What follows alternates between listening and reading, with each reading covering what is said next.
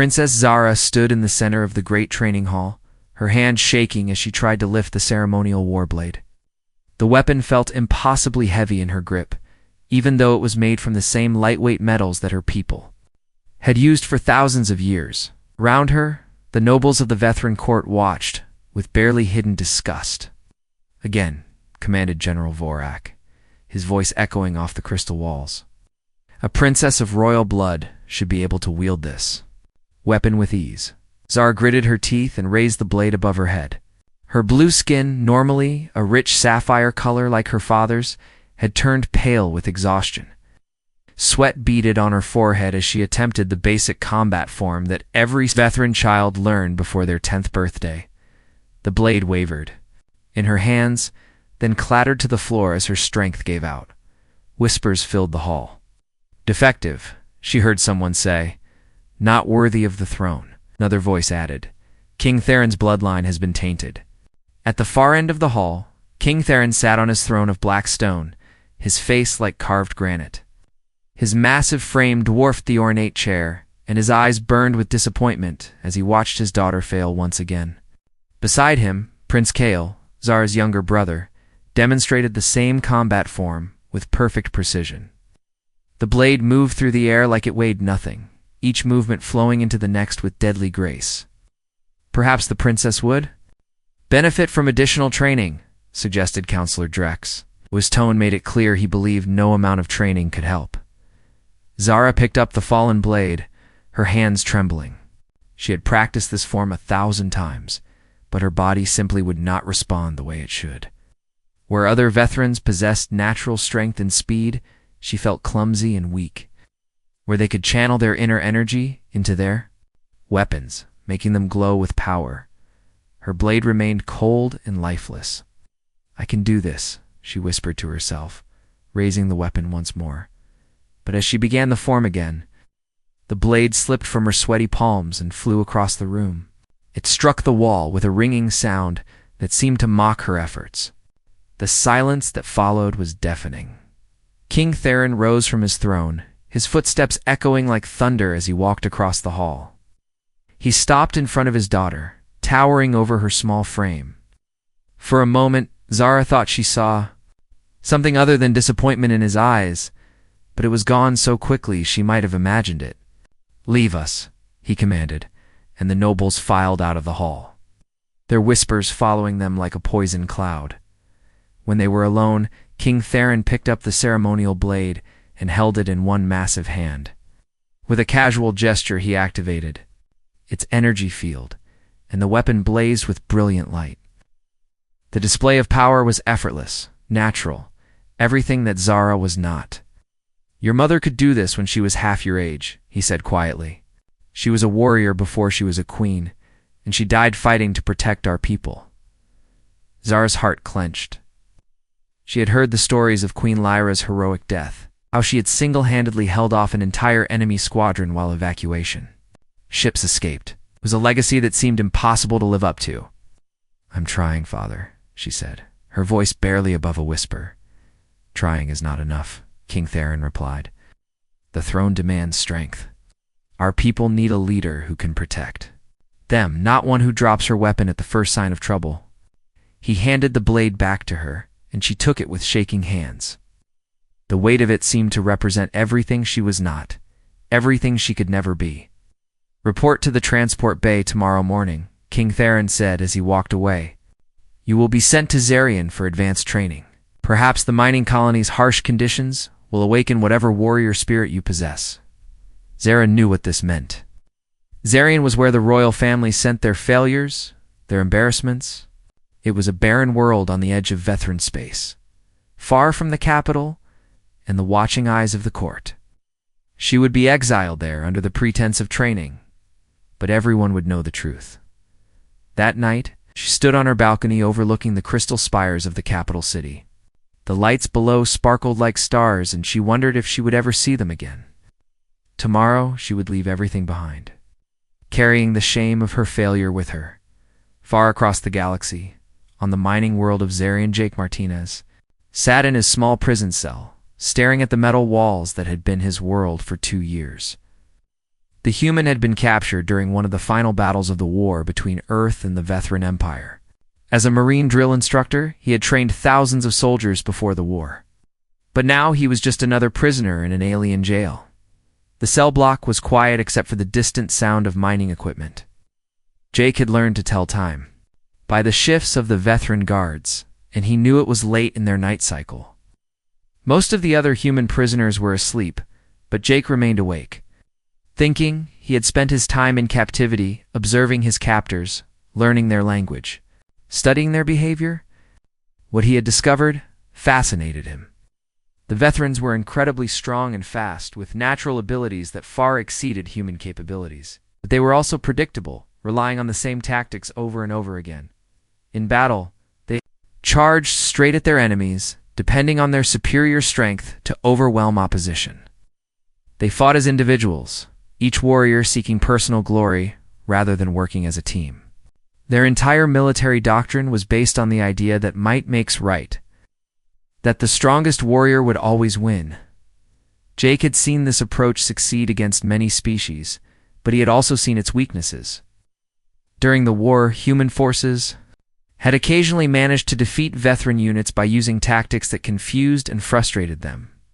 Humans were weaker, but they were also more adaptable, more willing to try new approaches. A sound in the corridor made Jake look up. A Vethran guard was making his rounds, checking each cell. Jake recognized him as Sergeant Corvex, one of the more reasonable guards, who sometimes answered questions about Vethran culture. Sergeant Jake called softly. Corvex paused at his cell door. "What do you want, human?" "I heard something interesting today," Jake said. "Is it true that a member of the royal family is coming to Zarian?" The guard's expression shifted slightly. "Princess Zara will arrive tomorrow for training. She is having difficulties with her combat education." Nodded. Thoughtfully, it heard whispers among the other prisoners about the princess's reputation. They called her the weak heir, the royal daughter who could not fight like a true Vethran warrior. "What kind of difficulties?" Jake asked. Corvex glanced around to make sure no other guards were listening. "She cannot master even basic combat forms. Some say she is cursed, others that she lacks the proper bloodline. The king sends her here hoping the harsh conditions will strengthen her." After the guard moved on, Jake laid back on his narrow bunk and stared at the ceiling. An idea was forming in his mind, something that might benefit both him and this struggling princess. He had trained thousands of soldiers who thought they were too weak or too slow to be warriors. Sometimes the best fighters were not those who started strong, but those who had to learn to overcome their weaknesses. Tomorrow, he would see this princess for himself. And maybe, just maybe, he could show her that there was more than one way to be a warrior. Princess Zara stepped off the transport ship onto the dusty surface of Zarian. The air tasted of metal and chemicals from the mining operations, and the red sun cast everything in a bloody light. This was nothing like the beautiful crystal cities of her homeworld. Here, everything was harsh and practical, built for function rather than beauty. Commander Roth waited for her at the landing pad, his armor dusty and worn from years of service on this forgotten world. He saluted stiffly, but Zara could see the lack of respect in his eyes. Everyone knew she was here because she had failed, not because she deserved to be trained. "Welcome to Zarian, Princess," Commander Roth said. "Hope you are ready to work. Harder than you ever have before." Zara nodded, trying to project confidence she did not feel. "I am ready, Commander." The training facility was a collection of metal buildings connected by covered walkways. Everything was designed to withstand the planet's harsh storms and extreme temperatures. As they walked, Commander Roth explained the daily schedule. Combat training at dawn, weapons practice in the afternoon, physical conditioning in the evening. It sounded brutal, but Zara was determined to succeed. The human prisoners work in the mines during the day, Commander Roth mentioned as they passed. A large compound surrounded by energy barriers. They are kept separate from the training areas for security reasons. Zara glanced toward the prison compound with curiosity. She had heard stories about humans during the war, how they had fought with desperate cleverness against the superior Vethran forces. Most veterans dismissed them as weak creatures who relied on tricks instead of honest combat. But something about that description intrigued her. Her first week of training was a disaster. The combat instructors pushed her harder than anyone back. Home had dared, but the results were the same. She could not lift the heavy weapons, could not move fast enough in the combat drills, could not channel her energy into the training devices. Each day ended with her collapsed on the ground, gasping for breath while the instructors shook their heads in disappointment. On the 8th day, during a particularly brutal weapons session, Zara finally broke down.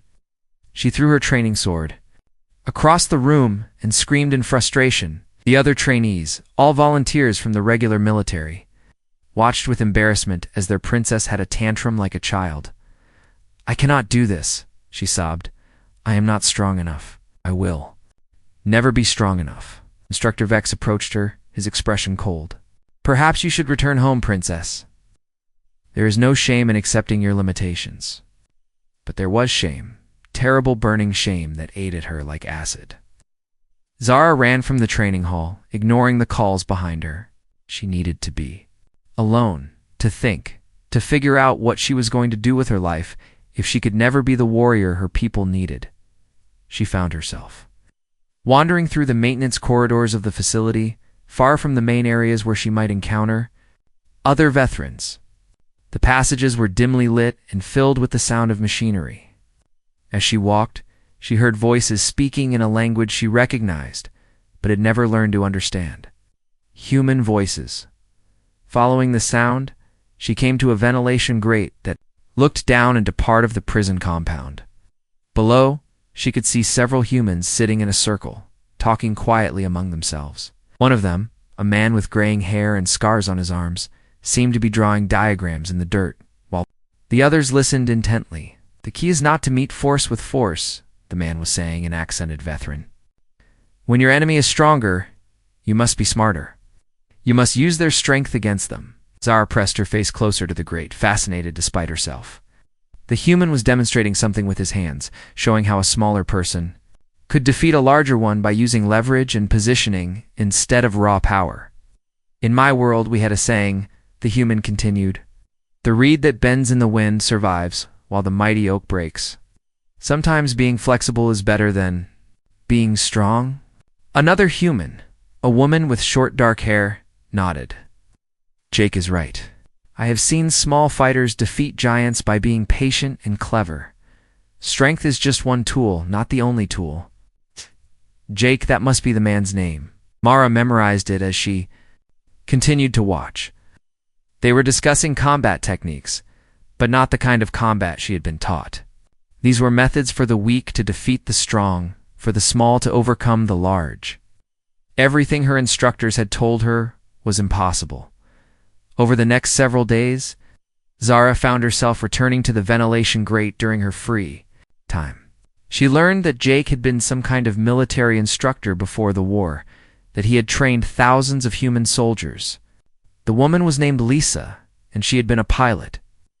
There was also a man called Carlos, who had been an engineer, and several others who shared their knowledge freely.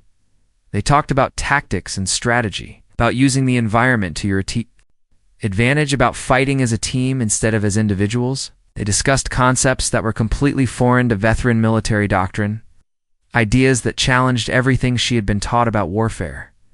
After 2 weeks of secret observation, Zara made a decision that would have scandalized the royal court. She waited until late in the night cycle, then used her royal access codes to enter the prison compound. The guards were used to her wandering the facility at odd hours. It's part of what they assumed was her unstable emotional state. She found Jake, sitting alone in a common area, reading from a datapad that contained technical manuals. When he looked up and saw her, his expression was curious rather than fearful. Most humans cowered when they encountered veteran royalty, but this one simply studied her with intelligent eyes. "Princess Zara," he said in careful veteran, "did not expect to see you here. You know who I am?" she asked, surprised. Jake smiled slightly. "Word travels fast in a place like this. The princess who cannot fight like a proper veteran warrior. I assume that is why you are here. looking for something different.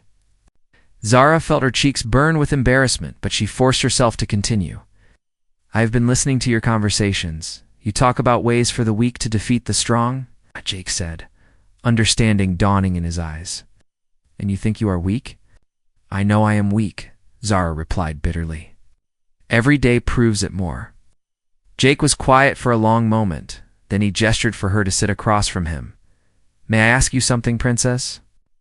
What do your people consider strength? The ability to wield weapons with power, to move with speed, to channel inner energy into devastating attacks. She recited the traditional definition.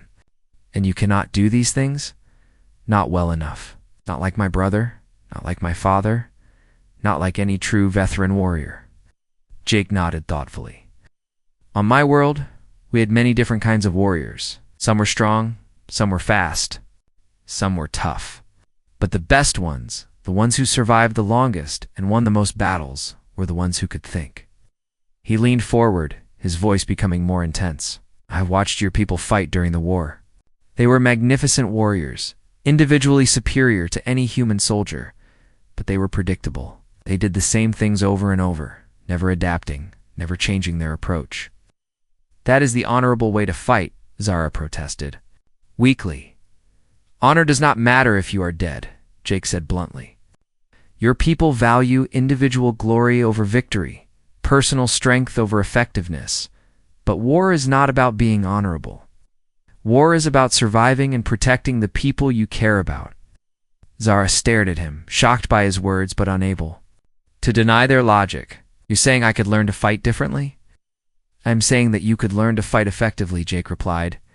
Not like a veteran, but like a warrior who uses her mind as well as her body. It would not be easy, and it would not be what your people expect, but it could work. For the first time since arriving on Zarian, Zara felt a spark of hope. Would you teach me? Jake studied her carefully. What would you offer in return? Am a prisoner here with little power to change my situation or that of my fellow humans? Zara thought quickly. Better food for the human prisoners, more recreation time, access to educational materials.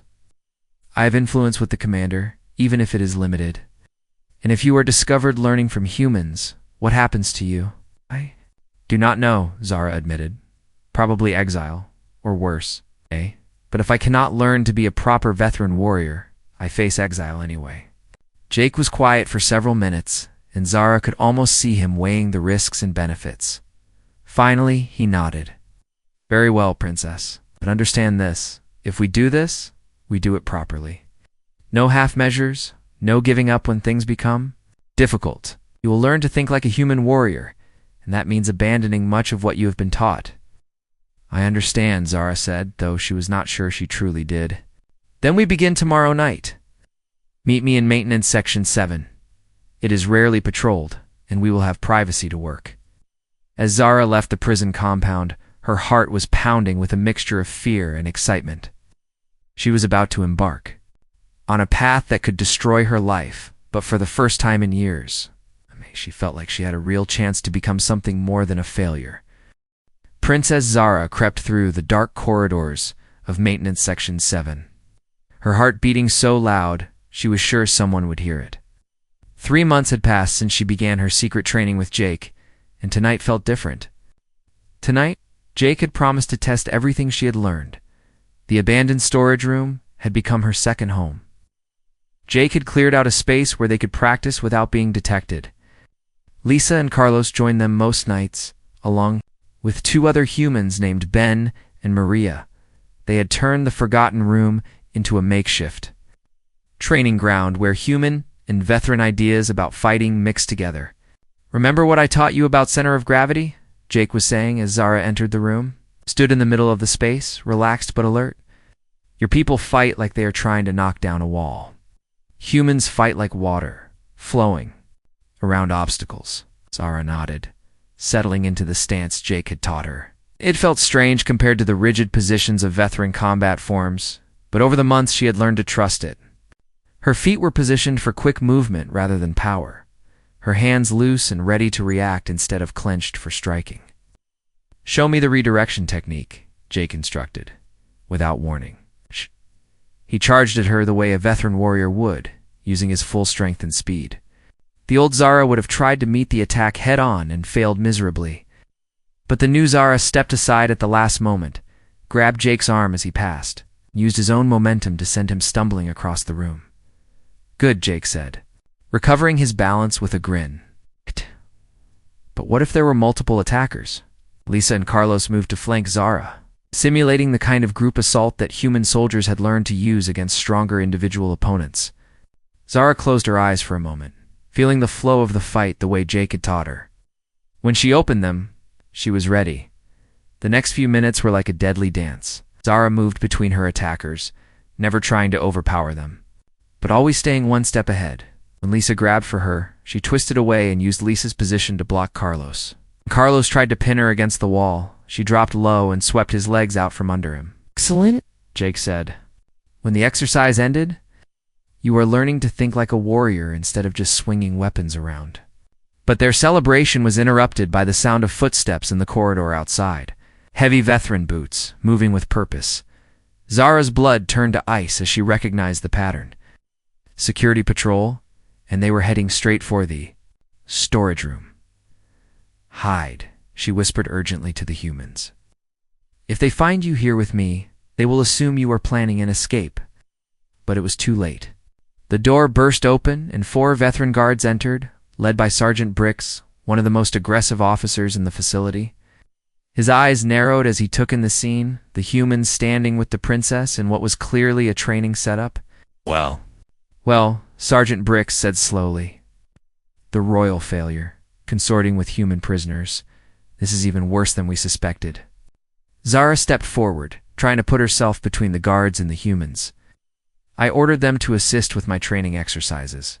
They are here under my authority." Sergeant Bricks laughed, a harsh sound that echoed off the metal walls. "Your authority? You have no authority here, princess. You are a disgrace to the royal name, and now you prove it by learning alien fighting techniques." He gestured to the other guards. "Arrest the humans for attempting to corrupt a member of the royal family. They will face charges of sedition."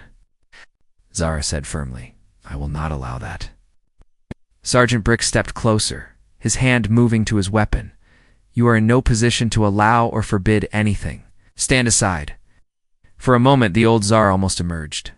The part of her that had been trained from birth to submit to authority, to accept her place as the weak daughter who could not fight. But then she remembered Jake's lessons about confidence, about believing in yourself even when others did not. "Challenge you," she said clearly. The room went completely silent. Even the humans stared at her in shock. Challenging a superior officer was serious business in veteran culture, but challenging someone while under arrest was almost unthinkable. "Sergeant." Bricks's face turned dark with anger. "You dare challenge me, you who cannot even lift a proper weapon?" "I invoke the right of royal combat," Zara continued, her voice growing stronger. "By ancient law, any member of the royal family may challenge any subject to single combat too. Resolve a dispute. If I win, the humans go free and return to their normal duties. If you win, I will submit to whatever punishment you deem appropriate." The sergeant looked uncertain now. The right of royal combat was an old tradition, rarely used in modern times, but it was still legally binding. He could not refuse without losing face in front of his men. "Very well," he said finally. "But when I defeat you easily, the humans will face additional charges for corrupting your mind with their weak fighting methods." The guards cleared a space in the center of the room. By tradition, royal combat was fought without weapons, using only natural abilities and combat forms. Sergeant Bricks was nearly twice Zara's size, with the kind of massive build that was prized among veteran warriors. He had decades of experience and a reputation for brutality that kept even other guards wary of him. Zara looked tiny in comparison, her slender frame dwarfed by her opponent's bulk. The guards were already smirking, anticipating a quick and humiliating defeat for the princess, who thought she could fight, but Jake caught her eye and nodded slightly. In that gesture, she saw confidence and trust. He believed in what he had taught her, and more importantly, he believed in her. Sergeant Brix attacked immediately using the standard veteran opening move, a powerful overhead strike intended to overwhelm his opponent through pure force. 3 months ago, Zara would have tried to block it and been crushed. Now, she simply was not there when the blow landed. She had moved to his left side while he was committed to the attack, and her elbow found the nerve cluster in his ribs that Carlos had shown her. Sergeant Brix grunted in surprise and pain, turning to face her again. "Lucky," he growled, and attacked once more. But it was not luck, and the sergeant soon realized it. Every time he tried to use his superior strength and speed, Zara was somewhere else. She moved like liquid, flowing around his attacks and striking at vulnerable points that veteran combat training ignored. His size and power, normally his greatest advantages, became liabilities as she used his momentum against him. The other guards watched in growing amazement as their sergeant began to slow down, breathing heavily from his efforts to catch an opponent who refused to fight the way he expected. Sweat poured down his face as frustration mounted. "Stand still and fight like a warrior," he snarled. "I am fighting like a warrior," Zara replied calmly. "Just not the kind you know." She had learned patience from Jake, the ability to wait for the right moment instead of rushing into battle. When Sergeant Brix made a desperate lunge to grab her, she was ready. She caught his wrist, pivoted on her heel, and threw him across the room using a technique that combined veteran strength with human leverage principles. The sergeant hit the wall hard and slumped to the floor, dazed and defeated. The silence that followed was deafening. Zara stood in the center of the room, breathing calmly while her opponent struggled to get back to his feet. She had done something that should have been impossible. She had defeated a trained veteran warrior using methods that her people would consider foreign and dishonorable. "The challenge is concluded," she said formally. The humans returned to their quarters with no additional charges. The guards helped Sergeant Brix to his feet, their expressions confused and uncertain. They had just witnessed something that challenged everything they thought they knew about combat and strength, but as they left the storage room, Zara knew this was only the beginning. Word of what had happened would spread quickly through the facility, and eventually it would reach the capital. Her father would learn that his daughter had not only been training with humans, but had used their techniques to defeat a veteran officer. Jake approached her as the guards disappeared down the corridor. "You did well," he said quietly. "But you know this changes everything." Zara nodded, feeling both proud and frightened. "I know, but I could not let them punish you for teaching me to be strong." "You were always strong," Jake replied. "You just needed to learn a different way to show it." In the distance, alarms began to sound. Someone was already reporting the incident to higher authorities. Soon, Princess Zara would face the consequences of her choice to embrace human fighting methods. But for the first time in her life, she was not afraid of a fight. The news of Princess Zara's victory spread through the veteran empire like wildfire. Within hours of the fight, encrypted messages raced across space, carrying reports that seemed impossible to believe. The weak princess, the royal failure, had defeated a trained warrior using alien fighting techniques. On the capital world, King Theron sat in his private chamber, reading the reports with growing disbelief. Commander Roth's message was clear and detailed. Princess Zara had been discovered, training with human prisoners, learning their combat methods, and had used these techniques to defeat Sergeant Brix in formal combat. "Impossible," King Theron muttered, but the evidence was undeniable. Multiple witnesses had seen the fight, and medical reports confirmed that Sergeant Brix had been defeated through skill rather than luck. General Corvain, the king's military advisor, stood nearby with a troubled expression. "My lord, if this is true, it represents a serious breach of protocol. Training with enemy prisoners, learning alien combat forms, it goes against everything we believe about proper warfare." But King Theron was thinking beyond protocol. His daughter, who had never been able to defeat even a training dummy, had somehow found the strength to beat a seasoned warrior. How was that possible? "Prepare my ship," he commanded. "I will go to Zarian myself and see what has happened to my daughter." The 3-day journey to the mining world gave King Theron time to consider the implications. If Zara had truly learned Effective combat techniques from humans, it raised disturbing questions about veteran military doctrine. Their people had always believed that strength and honor were the only paths to victory. But what if they were wrong? Meanwhile, on Zarian, Princess Zara found herself confined to quarters, while Commander Roth decided what to do with her. Human prisoners had been moved to a more secure section of the facility, and she was forbidden from having any contact with them, but the damage was already done. Word of her victory had reached every guard and officer on the base, and she could see the confusion in their eyes when they looked at her. She was no longer just the weak princess who had failed at everything. She was something new, something they did not understand. On the second day of her confinement, Commander Roth came to see her. His face was grim as he entered her quarters. "Princess, I have received word that your father is coming to Zarian.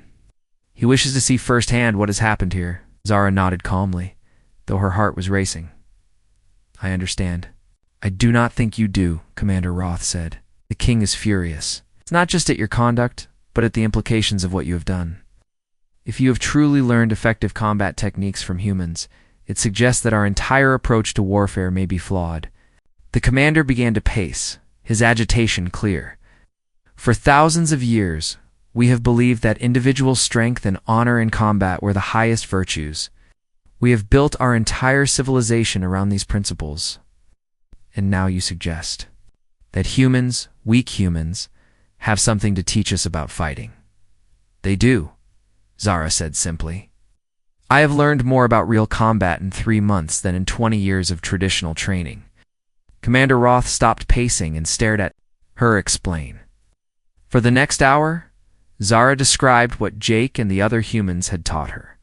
She explained concepts that were foreign to veteran thinking, using an opponent's strength against them, fighting as a team instead of seeking individual glory, adapting tactics to the situation rather than following rigid forms. They taught mean that there are many kinds of strength, she concluded. Physical power is just one tool among many. Intelligence, flexibility, timing, these can be just as valuable in combat. The commander listened with growing fascination and alarm. She described went against everything he had been taught, but he could not deny that it had worked. She had defeated Sergeant Brix, and Brix was no weakling. When King Theron arrived at Zarian, he came with a full escort of royal guards and military advisors. The mining facility had never hosted such important visitors, and everyone was nervous. About making a good impression, Princess Zara was brought to the main conference room under guard, as if she were a prisoner rather than royalty.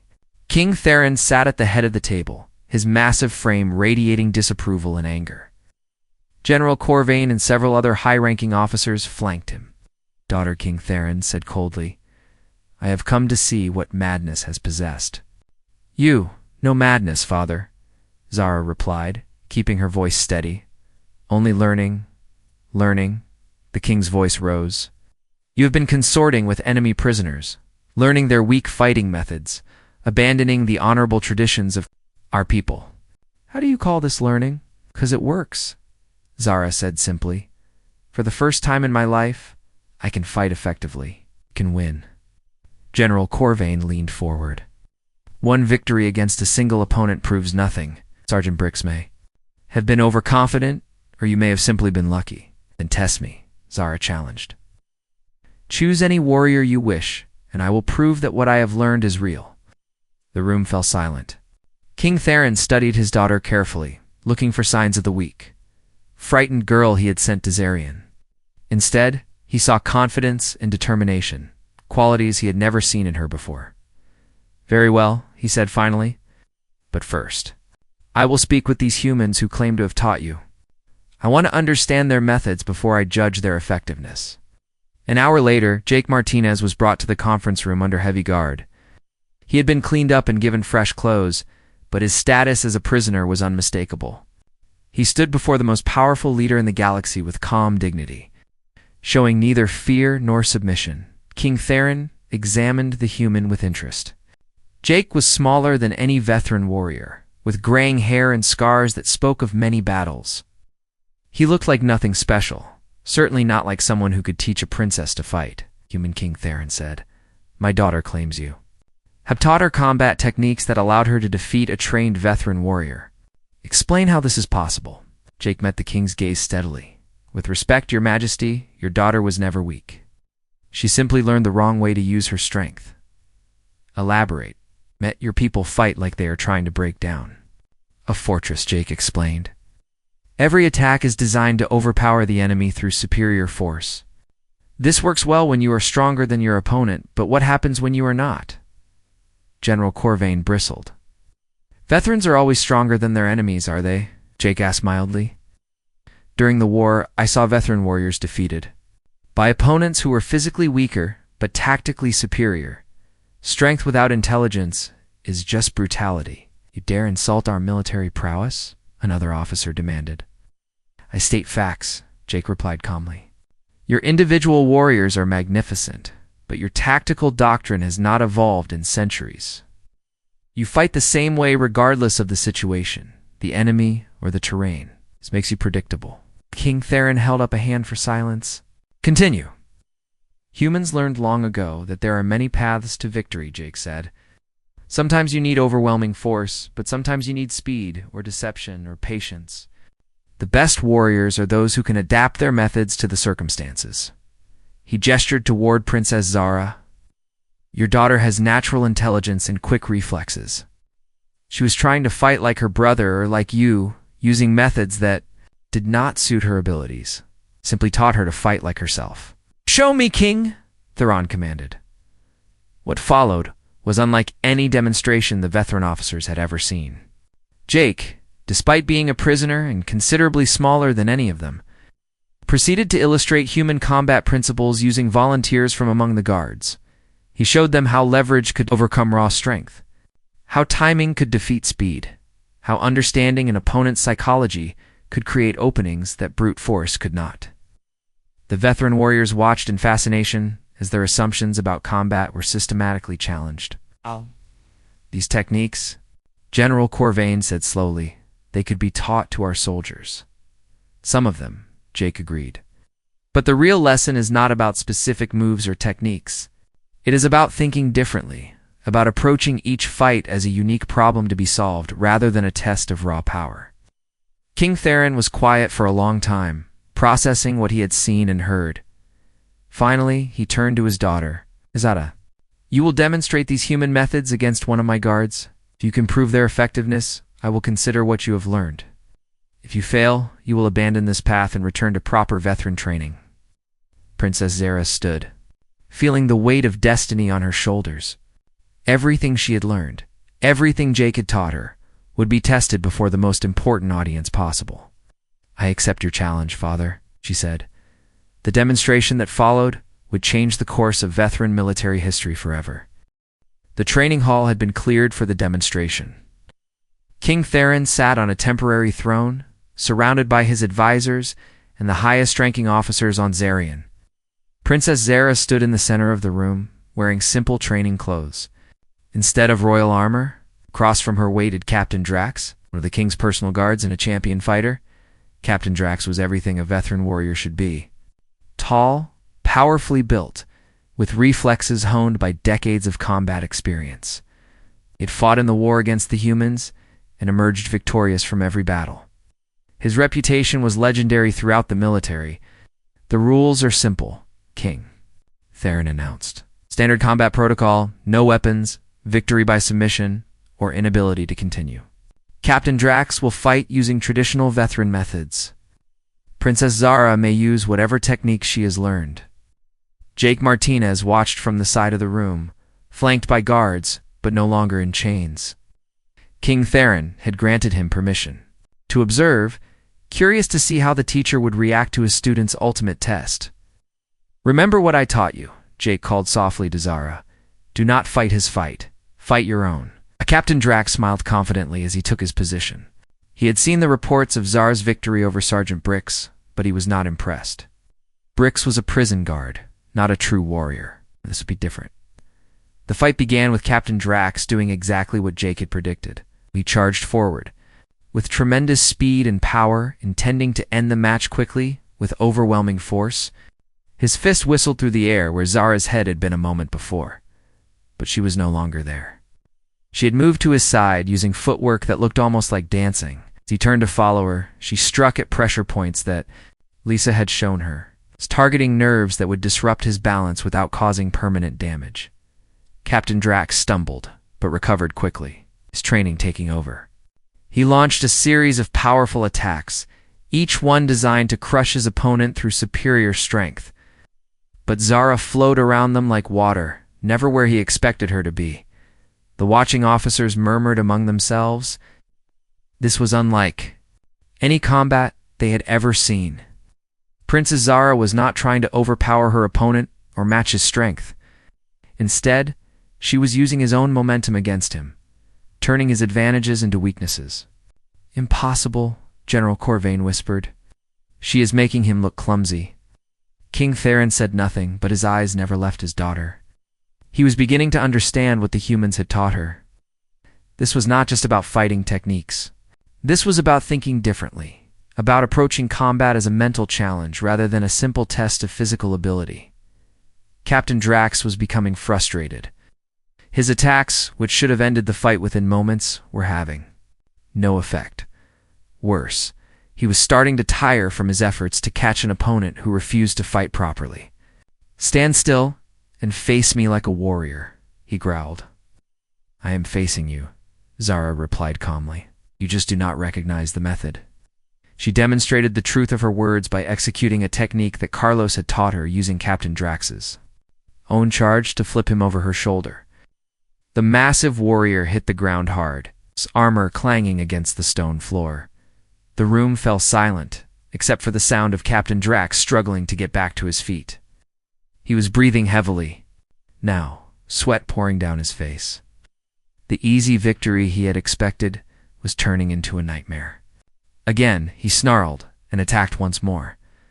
But Zara had learned patience from Jake, the ability to wait for the perfect moment. When Captain Drax committed to a devastating overhead strike, she was ready. She caught his wrist, pivoted using her entire body as leverage, threw him across the room, using a combination of veteran strength and human technique. This time, Captain Drax did not get up immediately.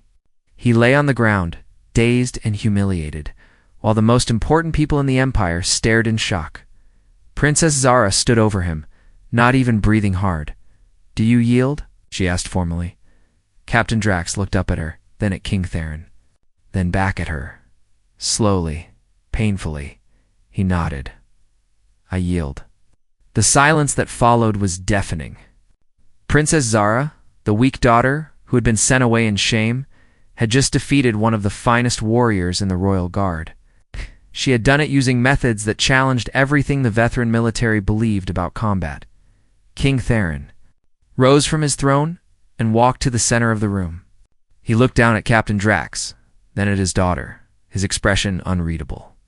"Explain what I have just witnessed," he said quietly. "You have seen the difference between fighting and warfare," Zara replied. "Captain Drax is a magnificent fighter, individually superior to me in every physical way. But I fought smarter, not harder." Jake stepped forward, ignoring the nervous looks from the guards.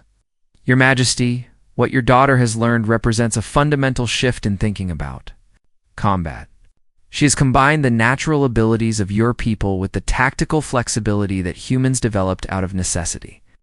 King Theron turned to face the human instructor.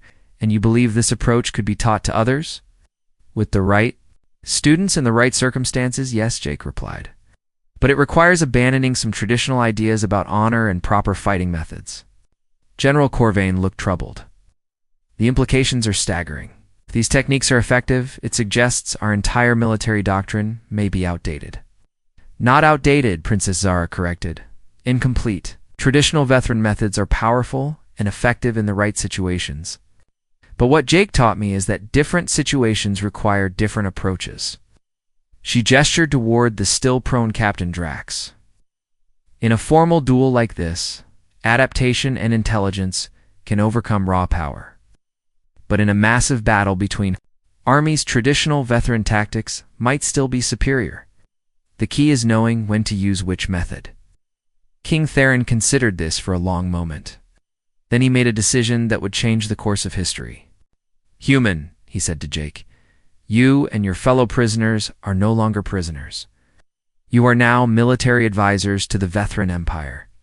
Your first assignment is to work with Princess Zara to develop a new form of combat training that combines the best of both our approaches." The room erupted in shocked murmurs, but King Theron held up his hand for silence. Furthermore, he continued, "Princess Zara will lead this new program. She will have full authority to recruit volunteers from our military and to develop whatever training methods she deems necessary." Princess Zara stared at her father in amazement. "Father, I do not understand. You are giving me command of a military unit. I am giving you the chance to prove that what you have learned has value beyond individual combat," King Theron replied. "If these human methods can create better warriors, then the Empire will benefit. If they cannot, then we will have lost nothing but time." He paused, his expression becoming more serious. "But understand this, daughter. This is not a reward for defeating Captain Drax. This is a test on a much larger scale. You will have 6 months to prove that your hybrid approach can produce results that justify abandoning centuries of tradition." Over the following weeks, the Zarian facility was transformed. What had been a remote mining operation became the testing ground for a revolutionary approach to military training. Jake and his fellow humans worked alongside carefully selected Vethran volunteers to develop new techniques and strategies. Princess Zara threw herself into the work with an enthusiasm she had never shown for traditional training. She discovered that teaching others was almost as rewarding as learning herself. The volunteers, initially skeptical of learning from humans, gradually came to respect the effectiveness of the new methods. Lisa taught them about air combat tactics that could be adapted for ground fighting. Carlos showed them how engineering principles could be applied to battlefield strategy. Ben and Maria contributed their knowledge of logistics and team coordination. But the real breakthrough came when they began combining human tactical thinking with Vethran physical capabilities. The result was something entirely new, a form of warfare that was more flexible and adaptable than anything either species had developed alone. The hybrid unit, as they came to be known, began to show remarkable results in training exercises. They consistently outperformed traditional Vethran formations, not through superior individual ability, but through better coordination and tactical innovation. Word of their success spread throughout the Empire, generating both excitement and controversy. Some military leaders embraced the new approach, while others condemned it as a betrayal of Vethran honor and tradition. Princess Zara found herself at the center of a revolution in military thinking. The weak daughter, who had once been an embarrassment to the royal family, was now pioneering changes that could reshape the entire empire. But their greatest test was yet to come. Reports were arriving of enemy movement on the frontier, and soon the hybrid unit would face the ultimate challenge of real combat. Standing in the training hall where she had once failed so miserably, Princess Zara watched her mixed human and Vethran soldiers practice the techniques that had transformed her.